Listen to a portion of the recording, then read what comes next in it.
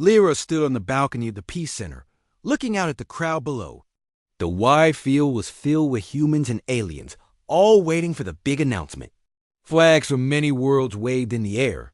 It was a special day, a day of unity and hope. Beside her, Ethan held her hand.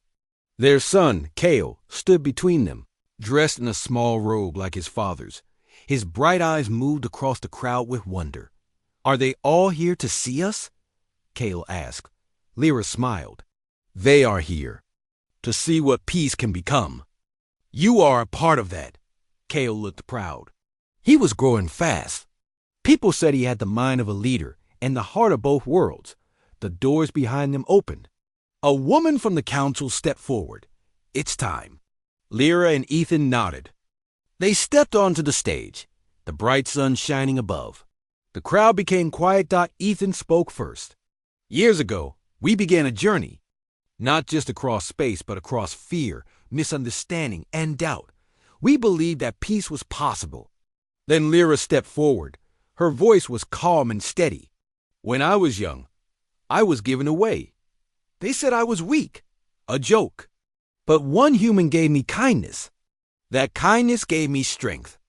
Now, I stand here not as a gift, but as a partner, a mother, and a believer in peace."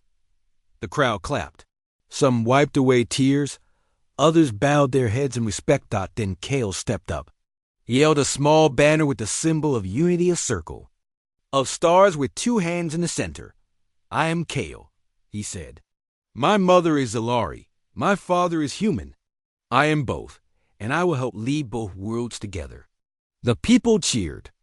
It was a sound that filled the sky. Later that day, families from many planets visited the center. There were games, food, and music. Children ran through the gardens. Lyra walked with Nora Carter, who now led one of the council's departments. "You really changed everything," Nora said. "Not alone," Lyra replied. "But I never thought I would be part of something this big." "You were always meant to be more," Nora said. At sunset, Lyra found Ethan near the old tree in the garden. He was sitting with Kale on his lap, pointing at the stars. "See that one?" Ethan said. "That's where your mother and I first met." Kale leaned against him. "It was far." "Yes," Lyra said as she joined them. "But not too far for change to happen." They sat in silence, the warm wind brushing over them. Lyra closed her eyes and breathed in. So much had changed. Her heart, once broken and silent, was now full. That night, Kale slept peacefully in his room. Lyra walked through the house, touching the walls gently. Every room held a memory. Every step reminded her of the path she had taken. She entered the study where letters from leaders were stacked high.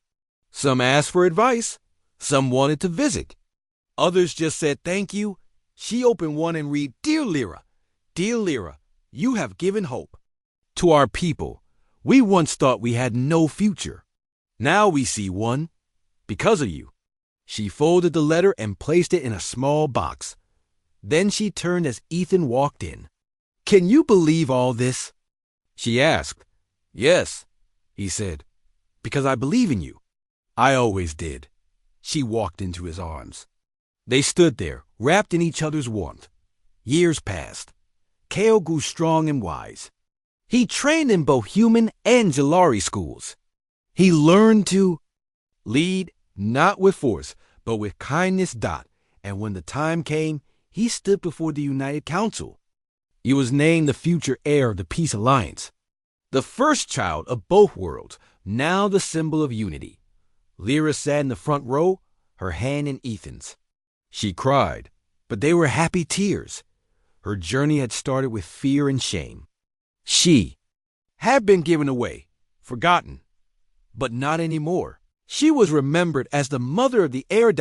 As the one who helped build peace. As the woman who turned a cruel gift into a legacy of hope. And in the stars above, her name was written forever. Lyra stood at the edge of the garden, holding little Kale in her arms. The sun was rising over the hills, casting a soft glow across the sky. Kale reached up with tiny fingers, trying to touch the warm light. Lyra smiled and kissed his forehead. Life had changed. Not fast, but in small, quiet ways. She was no longer a servant. She was no longer lost. Now, she was a mother, a partner, and a leader. Ethan walked up behind her and placed a hand on her shoulder. "He likes the sunrise," he said. Lyra nodded. "He always reaches for the light." They had moved into a quiet home on Earth, not far from the Peace Center where they worked. Ethan still attended meetings and led talks, but now Lyra often sat beside him, Kale resting in her arms or sleeping nearby. People from many worlds visited the center. Some came out of curiosity, some out of hope. All wanted to see what peace looked like. When two different worlds came together. One day, a group of young Zalari nobles visited. They had heard stories of the girl who had once been given away and now stood proud beside a human. Lyra greeted them kindly. "Welcome. I hope your visit brings new ideas." One of the nobles, a girl close to Lyra's age, asked, "Were you scared when they gave you away?" Lyra looked at her. "Yes, but fear did not stay forever. Something stronger took its place." "What was that?" the girl asked. "Hope, and then love." The group listened closely. Some looked inspired, others thoughtful. Lyra had become more than a symbol. She had become a teacher. Later that week, Ethan invited the guests to a dinner at their home. The table was filled with dishes from Earth and Zalari. Lyra laughed softly as Kale tried to grab a fruit off the plate. "He has your curiosity," Ethan said. "And your strength," Lyra replied. During the meal, one of the nobles stood and raised a glass. "To peace and to those who live it." To Lyra and Ethan. Everyone raised their glasses. Lyra felt tears in her eyes. She had never imagined such a moment, but peace was not always easy. One day, a small dispute broke out between two border colonies. Lyra and Ethan were asked to help settle the issue. They traveled to a space station near the colonies and met with both sides. Lyra listened carefully. She asked questions. She stayed calm when voices were raised. Slowly, she helped the group see each other's needs. After hours of talk, they agreed to share resources and send a team from both colonies to work together. Ethan smiled at Lyra afterward. "You brought them together." "No," she said. "We did. They just needed someone to remind them what peace looks like." Back on Earth, life settled again. Kale learned to walk. He followed Lyra through the garden, holding her fingers and laughing at the flowers. Lyra often spoke to young students at the center. She told them stories of her journey. She spoke simply, but her words touched many. "I was once alone," she would say. "I was once given away, but I was not lost. I was waiting to find where I truly belonged." Ethan always watched from the side, proud. He knew how strong she had become. He had helped her take the first steps, but she had done the rest. One evening, they sat together under the stars. Kale slept nearby, wrapped in a soft blanket. "Do you ever think about how it started?" Lyra asked. Ethan nodded. "Yes, they gave you to me as a joke, but it was never funny. It was fate." She rested her head on his shoulder. "I was afraid that day. I thought I would never matter." "You matter more than anyone I know," he said. Lyra closed her eyes. The stars above were quiet. The future still held unknowns, but she wasn't afraid. Had found love, respect, and a purpose. She had helped others find peace. And she had brought a new life into the world. She was no longer the girl given as a joke. She was a leader, a mother, a light in the dark, and her story was far from over. Lyra walked through the quiet halls of the space station. The Peace Council was over, and the visitors had started to leave. But something had changed. She could feel it in the way people looked at her. Not with pity, not with amusement, but with respect. Ethan met her near the docking bay. He smiled when he saw her. "You ready to go home?" Lyra nodded.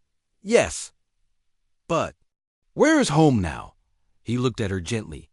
"Wherever we are together, that can be home." They boarded the ship and began the journey back to Earth. The crew welcomed Lyra warmly. She was no longer a quiet stranger. She was one of them. She worked in the control room, helped with planning, and even trained new members in translation. Systems. One afternoon, as they floated through space, Ethan and Lyra sat in the viewing room. Stars shimmered outside the window. "Do you ever miss your old life?" he asked. Lyra thought for a moment. "No, I miss the idea of what it could have been, but not what it was. I was never seen there. And now?" he asked. "Now I am seen. And I see myself." Ethan smiled. "You've changed more than anyone I've ever met." "You helped me," she said softly. He turned to face her. "Lyra, there's something I've wanted to say." She looked into his eyes. Her heart beat faster. "I care about you. Not just as a friend or crew member. More than that." Lyra blinked, surprised. She felt warmth in her chest. "I care about you too. I didn't understand it before, but now I do." They sat in silence, but it was a peaceful silence. Something unspoken had been shared. Something deep. When they reached Earth, they were met with a welcome. News of the peace talks and Lyra's role had spread. Reporters asked questions. Leaders wanted to meet her, but Lyra kept her answers short. She was polite, but she didn't enjoy attention. She preferred quiet work. Still, she continued to help. She joined Ethan in meetings, now as an official advisor. She gave talks at schools where children asked her about the stars and about being brave. One night, Ethan took her to a small garden in the city. It was calm and green, with lights that looked like stars hanging in the trees. "I wanted to ask you something," he said. Lyra smiled. "What is it?" He reached into his pocket and pulled out a small ring. It was simple silver with a small blue stone. "Would you stay with me? Not just on the ship, not just in the work we do, but with me as my partner." Lyra looked at the ring, then at Ethan. Her eyes filled with tears, but she smiled. "Yes, I want to stay. With you." He placed the ring on her finger. She held his hand. News of their bond spread quickly. Some were surprised. Some Zalari still whispered behind closed doors. But others supported them. A year passed. Lyra and Ethan lived and worked together. They continued their peace efforts. They visited planets and spoke to leaders. They helped settle small conflicts. Then, one quiet morning, Lyra walked into the kitchen with a small smile. "Ethan," she said, "I have something to tell you." He turned from the counter. "What is it?" She took his hand and placed it gently on her stomach. He looked at her, confused for a second. Then his eyes widened. "Are you ... are we?" She nodded. "Yes, we are." He pulled her into a hug, laughing. "We're going to have a child." Lyra held him tightly. A child from two worlds. A symbol of what is possible. The months passed, and Lyra was cared for by both humans and Zalari medics. She stayed strong and calm. Ethan was always by her side. Together, they prepared a room on the ship. It was small but full of light. They placed soft blankets, tiny clothes, and glowing stars on the ceiling. "You will see the stars before he walks," Lyra said one evening. "And he will know love before anything else," Ethan added. The birth was peaceful. Their son was born with soft gray skin and bright silver eyes. He had Lyra's calm face and Ethan's strong hands. They named him Kale. When people saw him, they smiled. Some cried. Here was a new beginning. A child from two worlds. A sign of peace, of hope, of unity. And Lyra, once a gift given as a joke, was now the mother of something greater. She had found her place. She had found her voice. And now she had a family. The stars outside the ship moved slowly as the vessel traveled through space.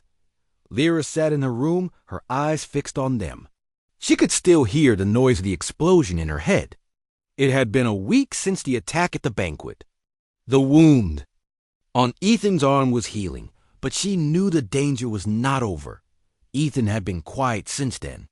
He spent long hours in meetings, talking with Earth and Zalari leaders. The attack had caused a big change. Now, everyone knew that there were people who wanted to stop peace between Earth and the Zilari Empire. One evening, Lyra brought Ethan a warm drink. He sat at his desk, tired. "You should rest," she said.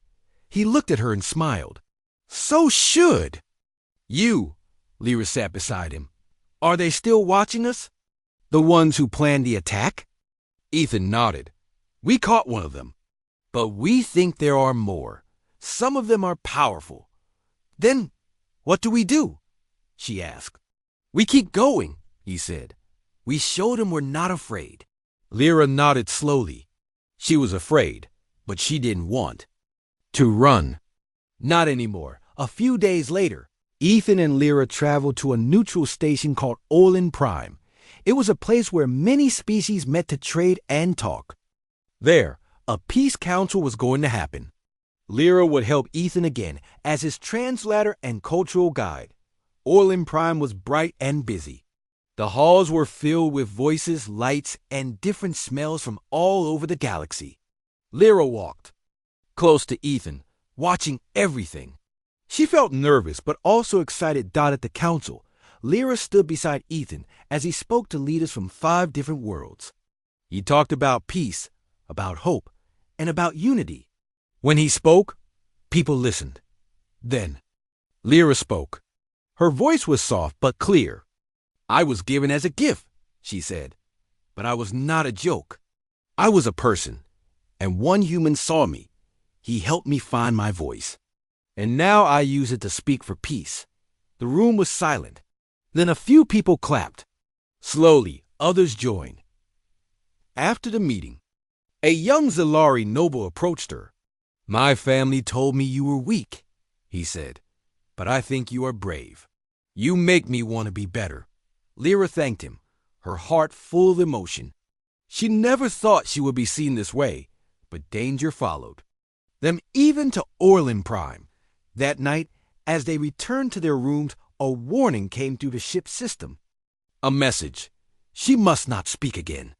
Ethan tightened security. Guards followed them wherever they went. Lyra tried to act normal, but fear sat heavy in her chest. 2 days later, during a small gathering, someone tried to hack the station's air systems. It could have killed everyone in the room. But Lyra noticed something wrong. The lights blinked too fast. The air tasted different. She grabbed Ethan's arm. "Something's wrong." Ethan signaled the guards, and they cleared the room. A station. Technician found the problem just in time. The system was stopped, and no one was hurt. The leaders praised Lyra for her sharp eyes. They saw that she was not just helping with words, but also saving lives. After the danger passed, Ethan sat with her in a quiet room. "You were brave again. You saw what others missed." Lyra shook her head. "I was just scared. I paid attention." "That's what brave people do," he said. She looked at him for a long moment. "Do you think they will stop?" "No," he said honestly. "But I think we are stronger than they expected." She reached for his hand. "Then let's keep going. Together." They stayed like that, holding hands in the quiet room. 2 people from different worlds standing side by side. Later that week, Lyra gave a short speech during the final day of the Peace Council. She spoke about change, about how even those forgotten could rise. She told her story, not with anger, but with hope. "Peace is not just for the strong," she said. "It is for those who have been hurt and want to heal. I know this because I was one of them." When she finished, the room stood and clapped. Her words had touched many. Ethan met her at the edge of the stage. "You did it," he whispered. "We did it," she replied. Their bond had grown stronger through fear, danger, and trust. And though the fight for peace was not over, they both knew they were no longer alone. Lyra was not a gift. She was not weak. She was a voice for peace in a galaxy that needed one. Lyra sat at the edge of the Earth Embassy garden, reading a file on her small data tablet. She had become more than just part of the crew now. She was Ethan's assistant, his translator, and his bridge to the Zilari world. People respected her. and some even came to her for advice. But a part of her still felt unsure. She was still growing, still learning how to believe in herself. Ethan watched her from across the garden. He could see how far she had come. When they first met, she had barely spoken. Now, she worked with him in meetings, helped write reports, and spoke with confidence. He felt proud of her, like a mentor, like a friend, maybe even more. The next day, a new event began. It was a high-level discussion between Zilari leaders and Earth representatives. Ethan was one of the lead voices. Lyra walked in with him, wearing a simple white robe, her silver hair tied in a braid. Many noticed her. Some Zilari nobles narrowed their eyes. They did not like seeing someone they had once thrown away now standing at the side of a human leader. One of the Earth officials, a kind man named Leo Grant, welcomed Lyra. "We're glad you're here," he said. "Your insights have been very helpful." "Thank you," Lyra replied softly as the talks continued. Trouble started to brew. Some of the Zilari nobles did not want peace with Earth. They still believed humans were too new, too strange. And they especially disliked the way Lyra had risen. One night, Lyra overheard two Zilari lords speaking in a hallway. She stayed hidden behind a wall. "She's dangerous," one of them said. "If she gains more power, others will follow her. We cannot allow a cast-off to rise. We need to act before she becomes something greater," said the other. Lyra's hands shook. She didn't know what to do.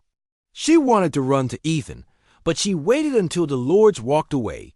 Then she hurried back to the guest quarters. Ethan was there, reading reports. "Ethan," she said, her voice trembling. "They want to stop me. They want to stop all of this." He stood and looked at her with concern. "Tell me everything."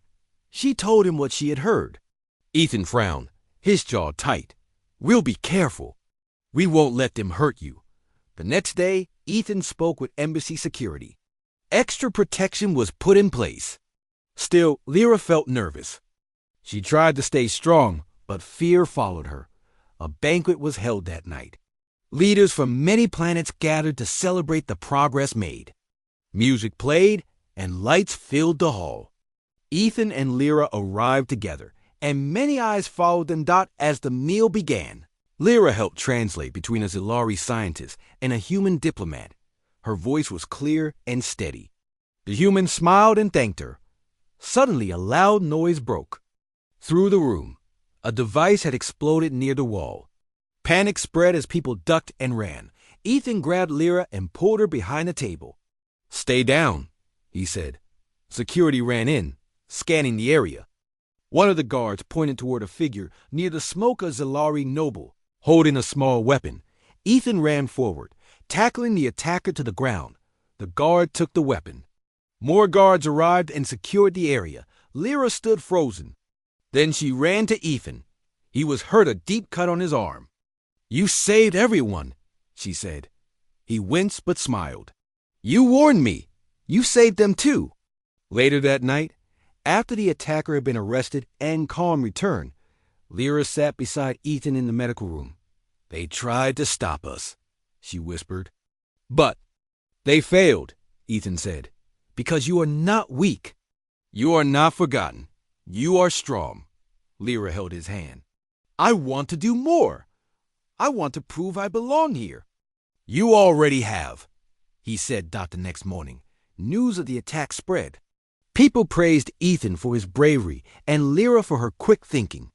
Even some Zilari leaders began to see her in a new light. One of them, an older noble named Krellin, visited her. "You have shown courage," he said. "I once thought you were nothing. I was wrong." Lyra bowed her head. "Thank you." She walked away, feeling stronger. The past could not hold her down anymore.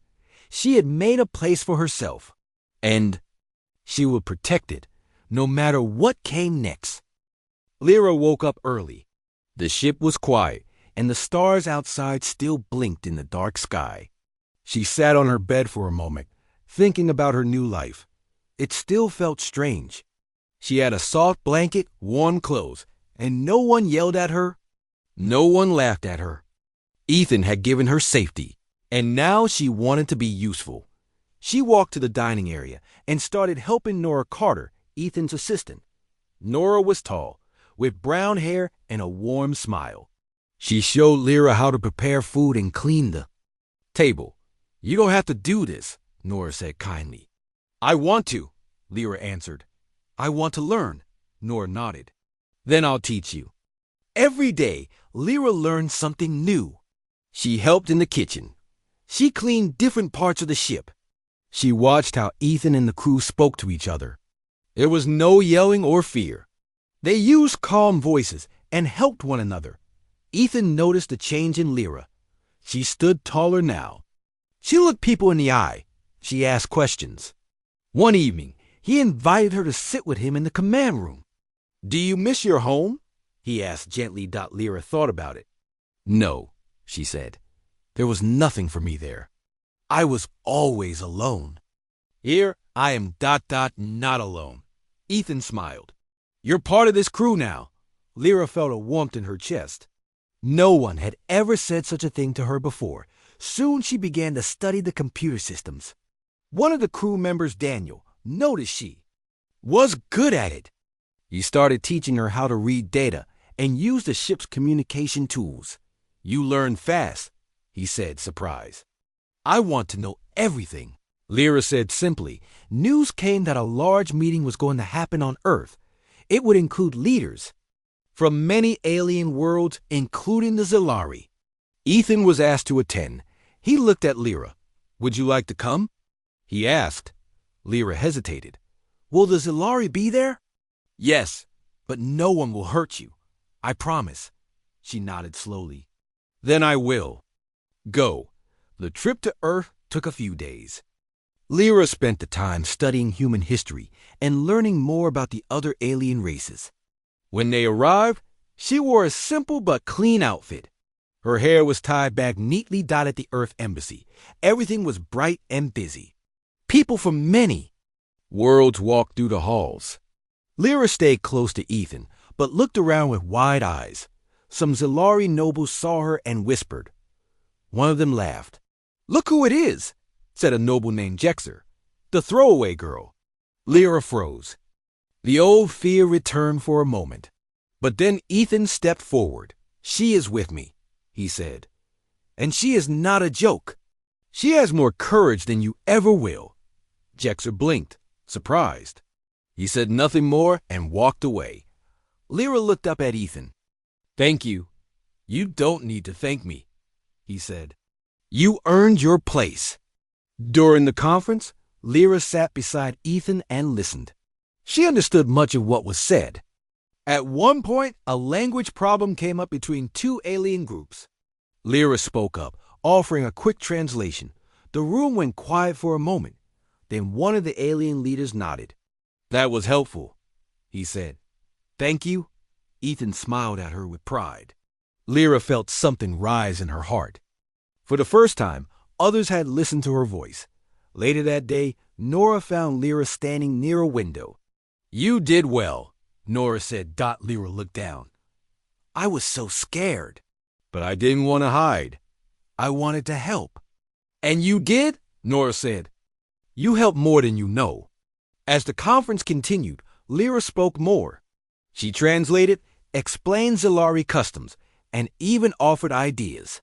Some people began asking for her opinion. Others smiled when she entered the room. One night, after a long day, Ethan sat with her on a bench in the garden of the embassy. The stars above Earth were softer than the ones in deep space. "You're not the same girl who came to me that day," he said. "I feel different," Lyra said. "I feel like I belong somewhere." Ethan nodded. "You do." She looked at him. "Why did you accept me that day? They were mocking you." He shrugged. "Maybe. But I saw someone who needed help. And I believe everyone should get a chance." Lyra smiled. "Thank you for giving me mine." The wind was gentle and the garden was quiet. They sat together for a while, saying nothing more. But in that silence, Lyra felt something strong grow between them. She was no longer a gift or a joke. She was becoming someone important, someone strong, someone seen. Ethan Brooks stood at the edge of the Zalari royal chamber, trying not to show his discomfort. The room shimmered with gold and violet light, and the alien noble stared at him with curious eyes. He was a human, tall and broad, dressed in the formal navy blue suit of Earth diplomats. He had been sent here to improve relations between Earth and the Zalari Empire, a task he took seriously. Still, he didn't expect what came next. A Zalari noble, tall and elegant with pale blue skin and glowing eyes, stepped forward. His name was Lord Vecren. He smiled, but it was not a kind smile. "As a gift of our friendship," Vecren said, his voice smooth and sharp, "we present you this." He waved his hand, and a girl was brought forward. She was Zalari, maybe in her late teens. By human standards. Her clothes were simple, her head bowed, her hands clasped in front of her. Her skin was a soft silver blue, and her hair, long and white, hung loose over her shoulders. She looked thin, tired, and afraid. "Her name is Lyra," Vecren continued. "She is a token, a servant, if you like. We hope you find her amusing." Ethan frowned. He didn't like the way the noble spoke. He looked at the girl. She didn't raise her head. He had read about this kind of thing. In some parts of the Zalari Empire, lesser nobles or cast-offs were given away as a joke or punishment. It was meant to insult the receiver, to give them someone considered useless. But Ethan couldn't refuse. Not without causing a scene. So he nodded once. "Thank you. I will make sure she is well cared for." The nobles laughed quietly behind their hands. Ethan didn't care. He had no intention of treating the girl like a joke. Back on his ship, Lyra sat quietly in a chair, her eyes downcast.